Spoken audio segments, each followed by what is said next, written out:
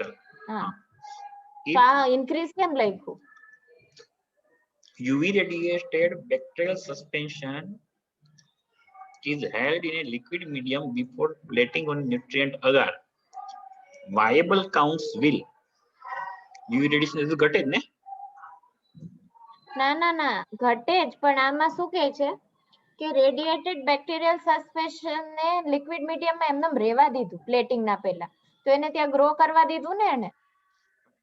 If a UV radiated bacterial okay, already UV radiation આપેલું છે. હા, અને એને મીડિયમમાં નાખ્યું કે હવે તમે ગ્રો થાઓ અને તો પછી વધવાનું છે. પ્લેટિંગ કરીએ તો વધે ને. હા, ટૂંકમાં આ છે ને ઊંધા કાન પકડાવ્યા છે. એટલે યુવી રેડિયેશન નામ આવે એટલે લોકો છે ડિક્રીઝમાં વહી આવે. ઘટે લખી નાખે. હા, બરાબર છે. Next, which one of the following repair mechanism is error free? મતલબ કે એમાં એરર જ ના આવે. mismatch association and photo reactivation. આપણી લેવલનું નથી, આ તમારા લેવલનું હોય તો ખબર નહીં મને. પણ ફોટો રિએક્ટિવેશન જ સાચું લાગે છે, પણ મને એવું કઈ યાદ નથી આ શું છે. ફોટો રિએક્ટિવેશન રિપેર મિકેનિઝમ ક્યાંક ભણ્યું હતું.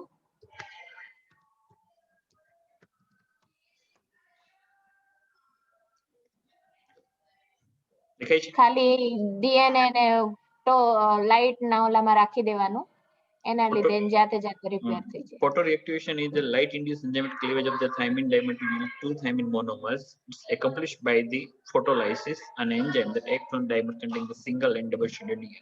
Okay, मतलब 300 થી 600 નેનોમીટર ની લાઇટ છે એની ઉપર એક્સપોઝ કરવાની. એ લાઇટ એક્સપોઝ કરજો એટલે એ છે એની તેનું જે કંઈ કરવાનું હશે વહીવટ એ બધો કરી લેશે.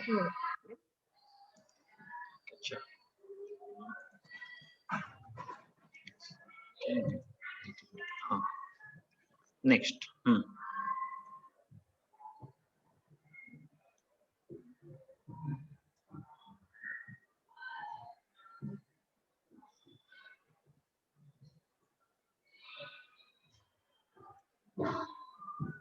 Any idea?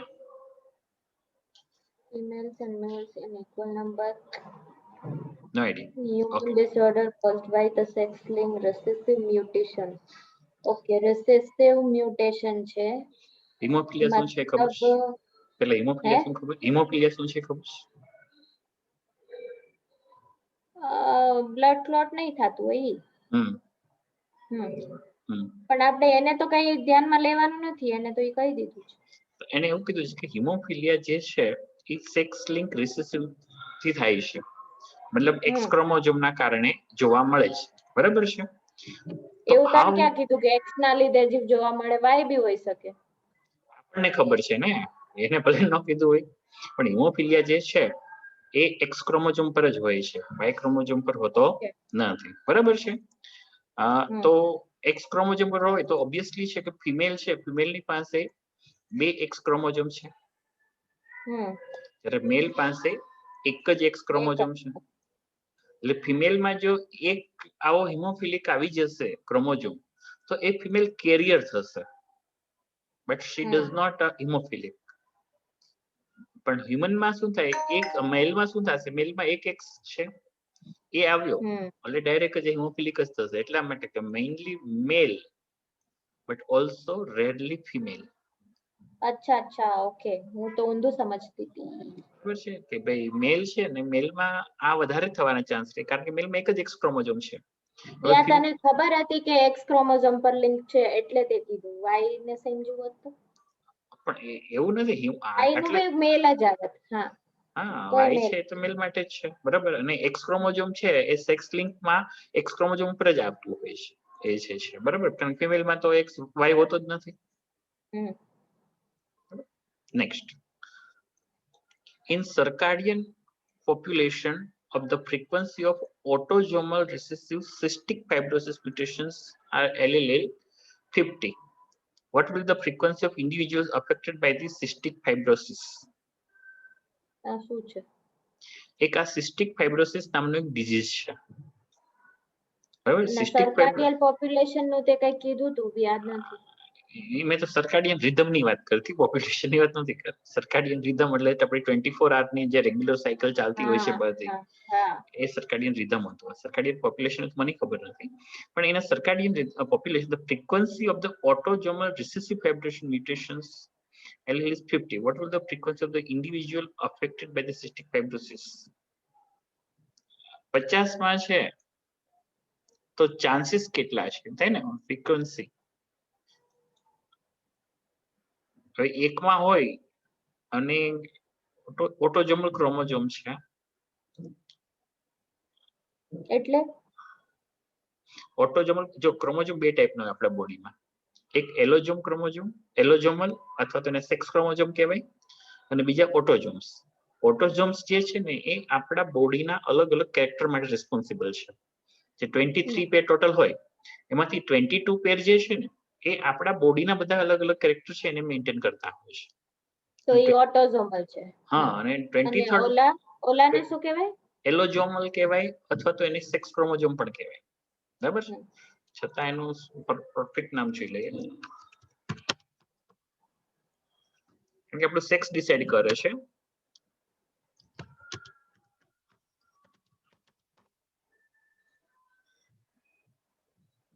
એલોસોમ છે, અથવા તો એને હિટ્રોક્રોમોસોમી કહી શકીએ, અથવા તો એને ઇડિયોક્રોમોસોમી કહી શકીએ. બરાબર છે, તો એ અલગ અલગ નામથી છે તે ઓળખાતા હોય છે. એટલે અહીંયા બની શકે કે ભાઈ 50 છે એટલે 1 ની 2 હોય એટલે કદાચ 1 in 100 થતું હોય, કારણ કે આપણી પાસે જે છે હરેક એલીલ છે એની તો પેર હોય ને, છે એ પેરમાં હોય છે.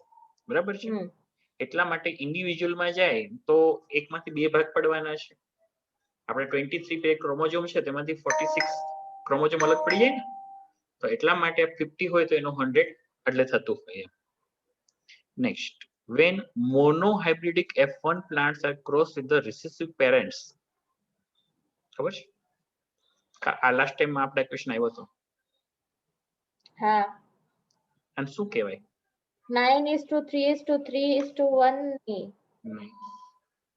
મોનોહાઇબ્રિડિક F1 એટલે capital TT, capital T small t. હા, crossed with small tt. હા,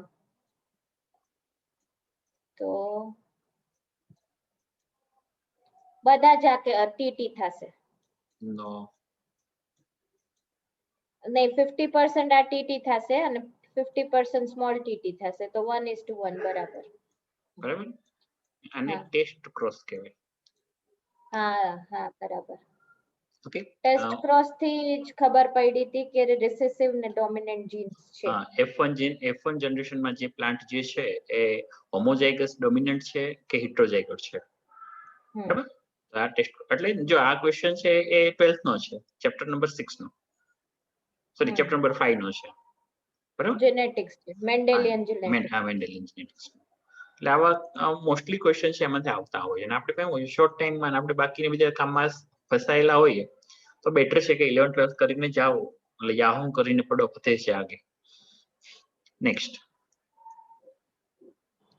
phenomena where the recalcitrant toxic compound exhibits mobility within the biosphere is called biomagnification. હા, મને ખબર છે. આ ડાઈઝ ને બધા મેગ્નિફાઈ થતા પ્લાસ્ટિક થાય છે, ઈ બાયોમેગ્નિફિકેશન. મેગ્નિફિકેશન એટલે ખ્યાલ છે ને, અને ગુજરાતીમાં જૈવિક વિશાલનતા કહેવાય. ડીડીટી ને એ બધા છે એ બધા શું કરે કે ભાઈ સપોઝ ડીડીટી છે એ ડિગ્રેડ નથી થવાની, પાણી આપણે ગમે તે છાંટીએ છીએ તો rain water through it comes into the either in lake or river etc. હવે ત્યાંથી એ બધા ફાઇટોપ્લેન્ક્ટન્સ છે એને એબ્સોર્બ કરશે. આ ફાઇટોપ્લેન્ક્ટન્સ ને જુ પ્લેન્ક્ટન ખાય છે. ધીમે ધીમે ફૂડ ચેન માં, ફૂડ વેબ માં અંદર ઇન્ક્લુડ થઈ જાય એટલે મેગ્નિફાઈ થાય એટ ધ લાસ્ટ પોઈન્ટ. બરાબર છે.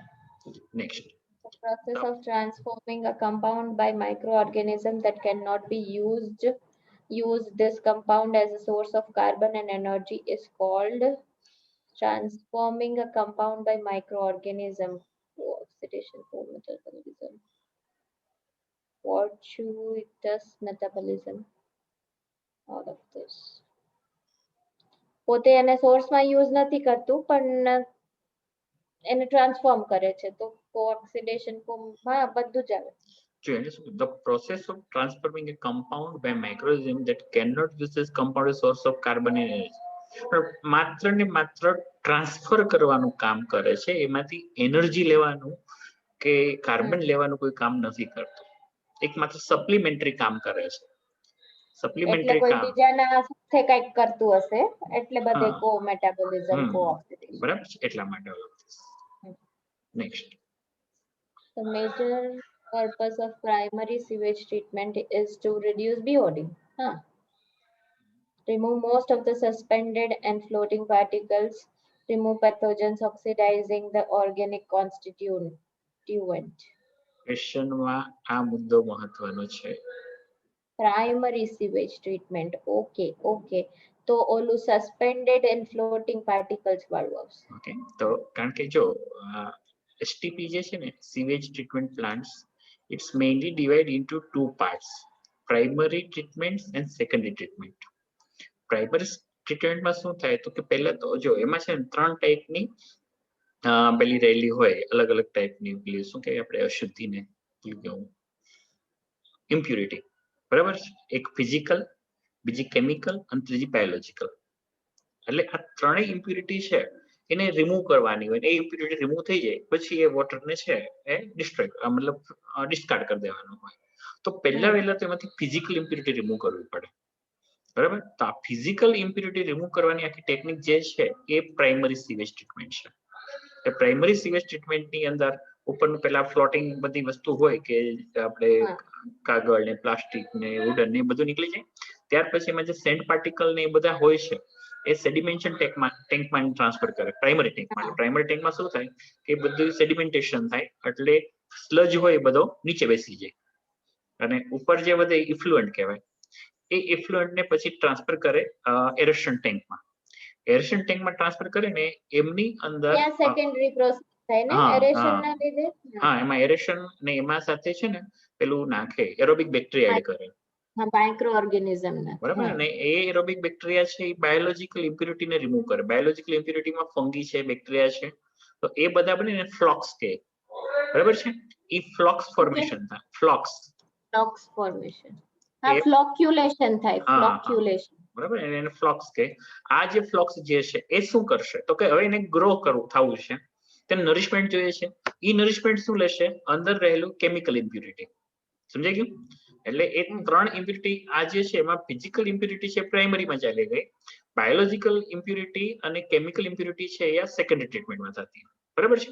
પછી એ ફ્લોક્સ જ્યારે વધે છે ને પછી એ ફ્લોક્સને ફરી પાછું શું કરે કે સેડિમેન્ટેડ કરી દે અને એ ઉપરનું જે પેલું ઇફ્લુઅન્ટ છે એને બહાર કાઢી દે. હવે જે ફ્લોક્સ વધ્યો ને એના પાછળ બે પાર્ટ કરે, એમાંથી થોડોક અલગ પાર્ટ કરે, બાકીનો જે ફ્લોક્સ છે ને એને ઇનઓર્ગેનિક નહીં એને ઇનઓર્ગેનિક સ્લજ ડાયજેસ્ટરમાં જવા દે. Inorganic અનએરોબિક sludge ડાયજેસ્ટરમાં. અનએરોબિક ત્યાં છે ને અનએરોબિક બેક્ટેરિયા યુઝ કરે. આ એનએરોબિક બેક્ટેરિયા શું કરે, જ્યાં ફ્લોક્સની અંદર બેક્ટેરિયા ફંગીનું આખું કોમ્બિનેશન છે ને એને ટોટલી ડિસ્ટ્રોય કરી નાખે. એમાંથી H2S, મિથેન, કાર્બન ડાયોક્સાઇડ આવા અલગ અલગ બધા ગેસીસ છે તે પ્રોડ્યુસ કરતા. બાકીનો જે પ્રાઇમરી થોડોક જથ્થો અલગ કર્યો છે ને એને પ્યુરિફાય કરી નાખે. કારણ કે એમાં શું હશે, એરોબિક બેક્ટેરિયા હશે, સાથે ફંગી ને બીજા બેક્ટેરિયા પણ હશે, બાયોલોજીકલ ઇમ્પ્યુરિટી. તો જે એરોબિક બેક્ટેરિયાને યુઝ કર્યા હતા એમાંથી પાછા સેપરેટ કરી નાખીને એ એરોબિક બેક્ટેરિયા ફર્ધર જે આગળની ટ્રીટમેન્ટ હતી એ ટ્રીટમેન્ટમાં યુઝ કરશે, બરાબર, સેકન્ડરી ટ્રીટમેન્ટમાં. અને જે ઉપરનું ઇફ્લુઅન્ટ જે છે ને એ ઇફ્લુઅન્ટને પછી ડાયરેક્ટ જ ડિસ્કાર્ડ કરી દેતા હોય છે. તો આ આખું એસટીપી આ સ્ટાન્ડર્ડ 12 ની અંદર ચેપ્ટર નંબર 10 માં છે, સીવેજ ટ્રીટમેન્ટ આખું, બરાબર છે. Next, which organisms are most susceptible to heat loss? મતલબ કે આ છે ને ઇકોલોજીનો ક્વેશ્ચન છે સ્ટાન્ડર્ડ 12 નો કે ભાઈ જેમ બોડી સાઈઝ મોટી હોય ને એમ હીટ લોસ વધારે થાય. હીટ લોસ વધારે. હા, બરાબર છે? સિલિન્ડ્રિકલ, સ્ફેરિકલ, લાર્જ સિલિન્ડ્રિકલ વાળા આવશે મારા ખ્યાલથી. સ્ફેરિકલ આવે. દુનિયાની અંદર કોઈ બી વસ્તુ છે એ શક્ય હોય ત્યાં સુધી સ્ફેરિકલ. તમે જોજો વોટર ડ્રોપલેટ છે એ સ્ફેરિકલ બને શા માટે? ફર્નિચર કરો વધારે સરફેસ એરિયા કવર થાય, સરફેસ એરિયા. બરાબર છે? અને જેટલો સરફેસ એરિયા વધારે કવર થાય એટલો હીટ લોસ વધારે થાય. સમજાઈ ગયું? એટલે આ જે છે ને ફર્નિચર વાળો હોય ને એ વધુમાં વધુ લાકડું યુઝ કરવું હોય તો સ્ફેરિકલ સ્ટ્રક્ચર. તમે જોજો ફર્નિચરના મોસ્ટ ઓફ જે મોડેલ હોય છે ને એ આવા સ્ફેરિકલ ફોર્મમાં વધારે હોય અથવા તો સર્ક્યુલર ફોર્મમાં ફર્નિચર વાળા છો એમનો કે હોય એવું હું તને કહું છું. પણ એનું રીઝન આ છે કે મેઇન રીઝન શું છે કે વુડ નો એઝ પોસિબલ વધારે ને વધારે રેડીમેડ ફર્નિચર વાળા છે. એવું છે. સરસ. તો અમારે ક્યારેક કરાવવાનું થશે ત્યારે કોન્ટેક્ટ કરશો તમારો. બીજું શું ત્યારે જો તમે ફર્નિચર વાળા પેલી ન્યૂઝપેપર ને કેમિકલ વાળા લાઈફ જીંગાલા ન્યૂઝપેપર છોડી દીધું એને, કેમિકલ વાળા આવે. બસ કઈ વાંધો નહીં, તો એવું રાખ્યું. બીજું શું? Okay, next. Colmer and Hinkle in 1947 were first to discover for its roles in bio-bleaching.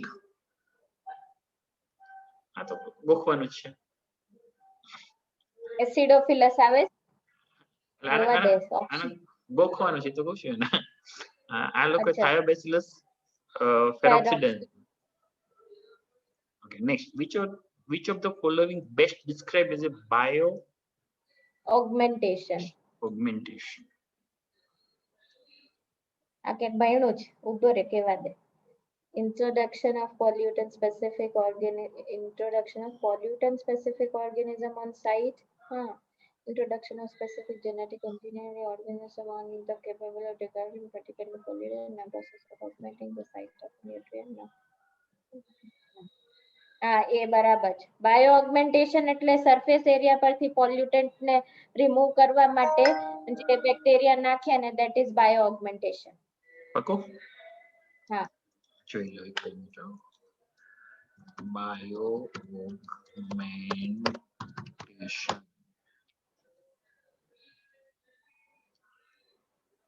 Addition of the archaea or bacterial cultures required to speed up the rate of the degradation of a contaminant. કે કઈ પણ કન્ટામિનેન્ટ જ્યાં જ્યાં હોય એને ઉપાડવા માટે જે વાપરે એને બાયો ઓગમેન્ટેશન કહેવાય. બરાબર છે? સબસર્ફેસ ઉપાડવા માટે પણ બાયોલોજી યુઝ કરવાનું, મતલબ જો બેક્ટેરિયા નાખવાના.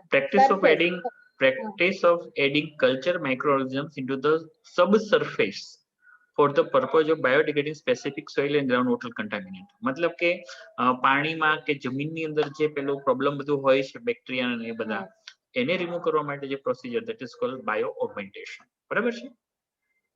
Next, according to the Darwin theory of evolution, difference between the species may be the result of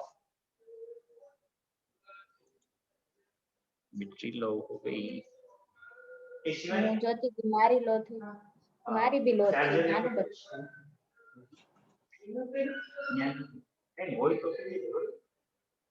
માં તો લાગેલું છે. Okay. No problem. Just me. આમાંથી ચાલે. કાઈ નહીં, ચાલ નહીં તો ચાલે ત્યાં સુધી ચલાવશું. જે બધું કરી દઈશું. ઓકે ભાઈ. હા, તો ડાર્વિન થિયરી પોતે આખી નેચરલ સિલેક્શન ઉપર હતી. એ તો ખ્યાલ છે ને? હા. Okay, natural selection. Next. Assuming the information storage of catalytic activity are essential to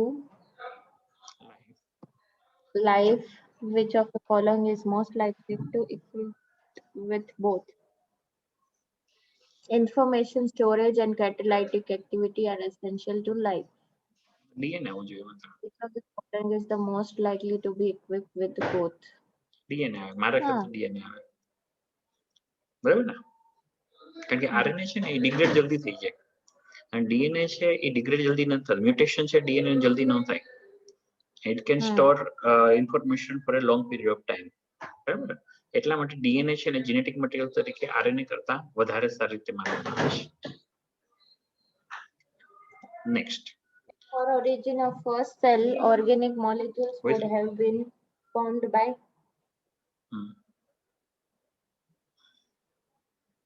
before high origin of pressure the of first driven change. reaction. આના માટે છે ને યુરી અને મિલર નો એક્સપેરિમેન્ટ આવે છે સ્ટાન્ડર્ડ 12th ની અંદર. નામ સાંભળ્યા છે પણ યાદ નથી કઈ. સ્ટાન્ડર્ડ 12th ની અંદર ચેપ્ટર નંબર 7 ઇવોલ્યુશન. ઇવોલ્યુશનમાં યુરી અને મિલર નો પ્રયોગ છે, એક્સપેરિમેન્ટ. એમાં બતાવે છે એ યુરી અને મિલર છે ને એ શું કરે, એકદમ ઇનિશિયલ જ્યારે આપણે અર્થ પ્રોડ્યુસ થાય ને એવું એટમોસ્ફિયર બનાવે. એમાં CO2, મિથેન, CO2 પછી ઓલું નાખે એમોનિયા, યુરી એન્ડ મિલર એક્સપેરિમેન્ટ.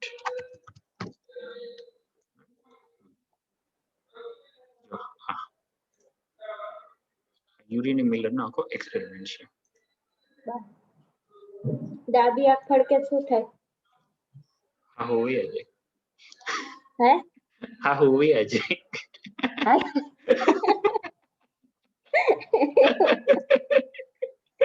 લાભ થાય, પૈસા આવે, એવું બધું આવી ગયું. સાર્કસ જવાનું થાય, જાતું તારે ન બોલું. ઓકે, જો તો મને ખબર છે હું કહું છું. તો અહીંયા જો આ પ્રિમિટિવ હમણાં જ એટમોસ્ફિયર વેક્સિન લઈને આવ્યા. તો બની શકે કોરોના થાય અને ભગવાન એમના આત્માને શાંતિ આપે. બસ કર બાપા. ઓકે ચાલો. તો આ યુરી મિલેટ નો એક્સપેરિમેન્ટ છે ને એમાં આખું આવે છે.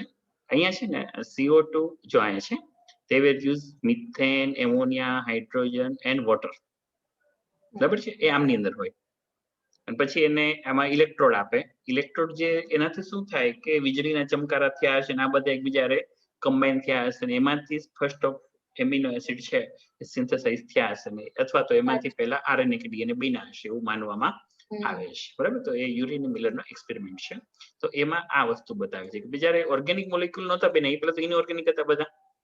ઇનઓર્ગેનિકમાં એમોનિયા, વોટર આ બધું છે. તો UV mediated linking to reduce carbon and nitrogen compound, એટલા માટેનો આન્સર છે. બરાબર. નેક્સ્ટ, ધ એન્ડોસ. બરાબર. Of eukaryotic cell evolution purpose that the mitochondria and chloroplast arose from the symbiotic prokaryotes that were dash respectively chemo-organotrophs and oxygenic phototrophs. બે વસ્તુ chapter number 13 અને 14 વાંચ્યું હતા. Chemo hypothesis, કેમી osmotic hypothesis. હા, એ તે કીધું હતું કેમી ઓસ્મોટિક હાઇપોથિસિસ. બરાબર, તો કેમી ઓસ્મોટિક હાઇપોથિસિસ છે એ ક્લોરોપ્લાસ્ટમાં થાય અને મિટોકોન્ડ્રિયામાં થાય કે જેમાં H+ કોન્સન્ટ્રેશન છે એના મેમ્બ્રેનની આરપાર જતું હોય છે. બરાબર છે, ને બંનેમાં ઇલેક્ટ્રોન ટ્રાન્સફર સિસ્ટમ છે આખી થતી હોય છે અને ઓક્સિજનનો યુઝ થતો હોય છે. બરાબર, એટલા માટે. નેક્સ્ટ, જા ચેપ્ટર નંબર 4 મેં ઓમિટ કરવાનું કીધું એનો ક્વેશ્ચન. એટલે આપણે ઓમિટ ન કરી શકીએ. હજી તો ટ્રાય કરવા હતા. હજી તો નામ લખ્યું ખાલી કે લખ. Okay, which of the following incorrectly match the phylum which ગોખવાનું મને ન આવડે આવું. જો મોલસ્કા, આ નામ ઉપર જાવ ને થોડું ઘણું ખ્યાલ આવે તો આવી જાય એવું. સમજાય ગયું? જો પ્લેટીહેલ્મિન્થસ ગઈકાલે આપણે વાત કરી, પટ્ટી કીડાની વાત કરી હતી, ખ્યાલ હોય તો. હા, પટ્ટી કીડો જો તો આ ટેપવોર્મ એટલે ટેપવોર્મ. બરાબર છે. ફ્લુક્સ એટલે લીવર, ઓલું યકૃત કૃમિ થાય, લીવર ફ્લુક્સ. બરાબર છે. અને પ્લેનેરિયા એ એવું પહેલો ઓર્ગેનિઝમ કે જેમાં આઈઝ ઇવોલ્યુશન સ્ટાર્ટ થયું હતું. બરાબર, તો their body is dorsiventrally flat, that's why it is known as a platyhelminthes. Okay, આની પછી મોલસ્કા. મોલસ્કા મતલબ સોફ્ટ બોડી વાળા, એકદમ પોચા પોચા હાડકા વગરના. તો મજલ્સ, ઓક્ટોપસ અને ક્લોસ એ બધા એના એક્ઝામ્પલ છે. પછી કોર્ડાટા. કોર્ડાટા મીન્સ કે they have a particular backbone. બરાબર છે.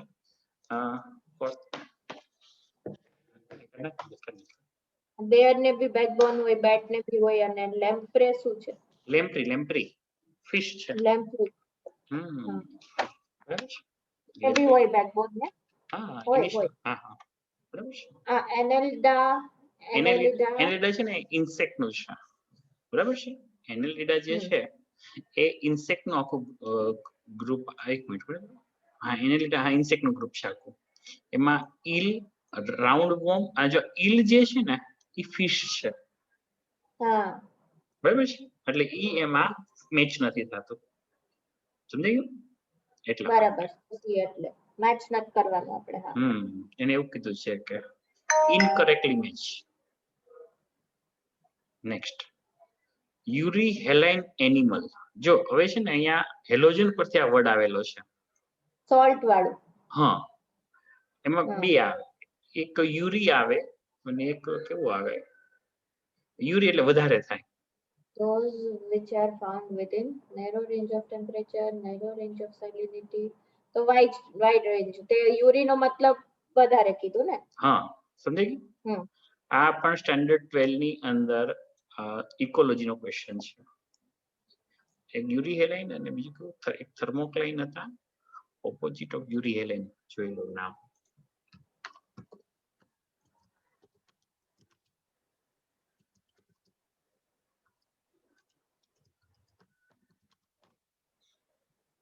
સ્ટેનો હેલાઇન.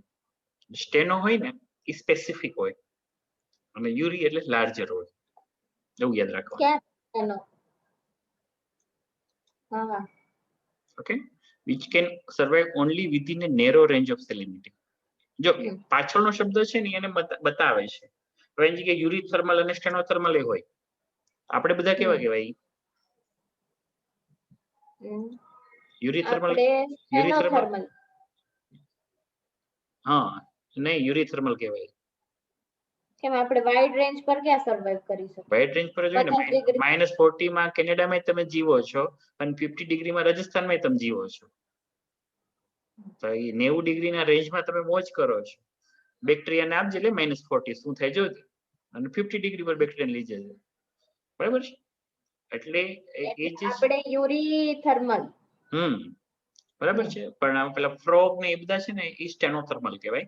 એટલે એ લોકોને છે ને હાઇબરનેશન, એસ્ટિવેશન આ બધું કરવું પડે. આપણે એવું કઈ નથી કરવું પડતું, આપણું બોડી છે ને ઓટો એડજસ્ટ કરી લેતું હોય. હા એ લોકોને કરવું પડે. વર્ટિબ્રેટાની અંદર એ બધા પાછા આવે છે. નેક્સ્ટ ઓપિયમ. ઓપિયમ હું જ કહું છું, અફીણ. અચ્છા, હું કહું એ ક્યાંથી આવે છે? ક્યાંથી આવે?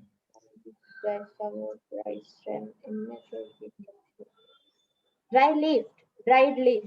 નહીં, લીફમાંથી છે ને ભાંગ આવે, ભાંગ, કેનાબિસ. કેનાબિસ સટાઈવા, બરાબર, એ જે છે એ લીફ નું હોય છે. ઓપિયમ જે છે ને પેલું ખસખસ આવે ને, ખસખસ નામ સાંભળ્યું? ગણપતિ દાદાના લાડવા બનાવે, એ ઓપિયમના સીડ હોય છે. લાડવા પર લગાડે. એ છે ને મેચ્યોર ઓપિયમના સીડ હોય કે એની સારામાં પ્રોપર્ટી છે, કોઈને લૂઝ મોશન થઈ ગયું હોય ને એને જો એ સીડ આપવામાં આવે ને તો ખસખસનો હલવો, શીરો ખવડાવે અને બ્રેક સ્ટોપ થઈ જાય. અને આનો જે ફ્રૂટ હોય છે ને એને કેપ્સ્યુલ કહે. એક કેપ્સ્યુલ ઉપર કાપો મારે એટલે એમાંથી છે ને લેટેક્સ બહાર નીકળે, બરાબર છે? એ જે લેટેક્સ એટલે ક્ષીર જે છે એ ડ્રાય થઈ જાય ને ત્યારે એ અફીણ તરીકે વર્તતું હોય છે, બરાબર છે? એટલે ઈ મેચ્યોર હોય ત્યારે, જો મેચ્યોર થઈ જાય ને તો એમની અંદરના સીડ જે છે એ ખસખસ સ્વરૂપે આપણે લેતા હોઈએ, બરાબર છે? એટલે ઓપિયમ પોપી આ જે છે, બરાબર? પોપી સીડ્સ કહેવાય એને, બરાબર. બસ પોપી સીડ, આનું સાયન્ટિફિક નેમ ઓપિયમ પોપી છે. નેક્સ્ટ ઓનિયન ની ગ્રીન કેપ્સ્યુલ મતલબ ઇમેચ્યોર ગ્રીન કેપ્સ્યુલ મતલબ એનું જે ફ્રૂટ હોય ને, ફ્રૂટ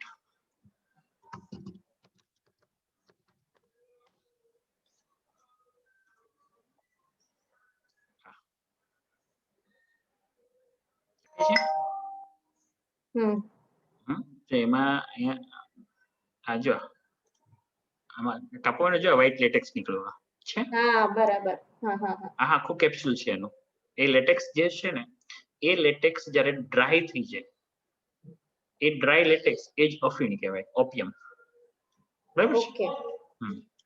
તો એ એના ફ્લાવરના ઓલા સ્ટ્રક્ચરમાં છે એનું ફ્રૂટિંગ. ફ્લાવરમાં ફ્રૂટ બને ને એ મેચ્યોર ફ્રૂટ કહી શકીએ આપણે. પછી ઓનિયન ની ફેમિલી ખબર છે? લિલિએસી. આ ચેપ્ટર નંબર 5 11th સ્ટાન્ડર્ડ નું.